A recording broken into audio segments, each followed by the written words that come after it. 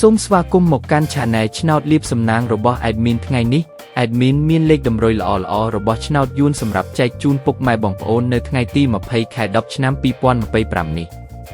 ដូចនេះ Admin មិនចង់ឲ្យចំណាយពេលវេលារបស់ពុកម៉ែបងប្អូនយូរតោះយើងមកតាមដានលេខតម្រុយរបស់យើងទាំងអស់គ្នា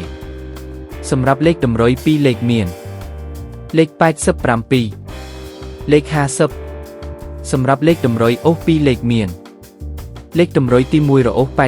80និងលេខតម្រុយចុងក្រោយអូស50សម្រាប់លេខតម្រុយ3លេខមាន115 1គុណនិង